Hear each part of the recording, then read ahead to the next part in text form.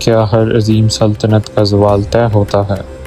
کبھی آپ نے سوچا ہے کہ تاریخ کی سب سے طاقتور سلطنتیں آخر ختم کیوں ہو گئیں؟ روم، مصر، مغل سلطنت اور بے شمار دوسری عظیم تہذیبیں۔ ایک وقت تھا جب ان کے حکمرانوں کو یقین تھا کہ ان کی طاقت ہمیشہ قائم رہے گی۔ ان کے شہر دنیا کا مرکز سمجھے جاتے تھے، ان کی فوجیں ناقابل شکست محسوس ہوتی تھیں اور ان کی عمارتیں ایسے بنائی جاتی تھیں جیسے وہ ہمیشہ کے لیے قائم رہیں گی۔ لیکن آج ان میں سے اکثر صرف تاریخ کی کتابوں اور خنجرات میں باقی رہ گئے ہیں۔ تو سوال یہ ہے، کیا ہر عظیم سلطنت کا زوال طے ہوتا ہے یا پھر کچھ سلطنتیں واقعی ہمیشہ زندہ رہی ہیں؟ تاریخ ہمیں ایک دلچسپ بات بتاتی ہے۔ تقریباً ہر بڑی سلطنت ایک جیسا سفر طے کرتی ہے، پہلے ترقی، پھر خوشحالی، پھر طاقت اور آخر میں زوال۔ رومن امپائر کو ہی دیکھ لیجئے۔ صدیوں تک روم دنیا کی سب سے طاقتور قوت تھا۔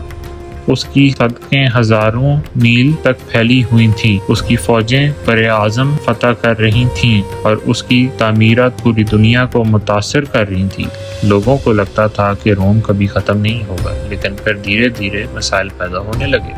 سیاسی تنازعات، معاشی کمزوری، اندرونی اختلافات، اور آخر کار وہ سلطنت بھی ٹوٹ گئی جس لوگ نے قابل شکست سمجھتے تھے۔ لیکن یہ صرف روم کے ساتھ نہیں ہوا۔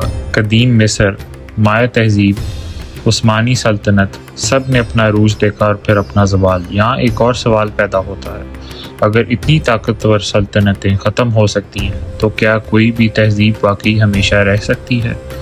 شاید اسی لیے انسان گرتی ہوئی سلطنتوں سے اتنا متاثر ہوتا ہے، کیونکہ جب ہم ان کی کہانیاں سنتے ہیں ہم صرف ماضی کے بارے میں نہیں سوچ رہے ہوتے، ہم اپنے بارے میں سوچ رہے ہوتے ہیں، اپنے شہروں کے بارے میں، اپنے معاشرے کے بارے میں اور اپنی مستقبل کے بارے میں۔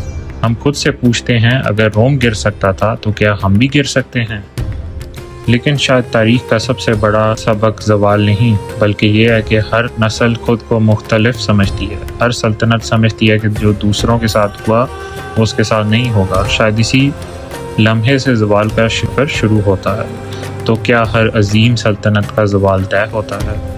تاریخ شاید اس سوال کا مکمل جواب نہ دے، لیکن ایک بات ضرور بتاتی ہے، جو سلطنتیں کبھی خود کو ہمیشہ کے لیے سمجھتی تھیں آج صرف کہانیاں ہیں، اور شاید ایک دن کوئی ہماری تہذیب کو بھی اسی نظر سے دیکھ رہا ہوگا۔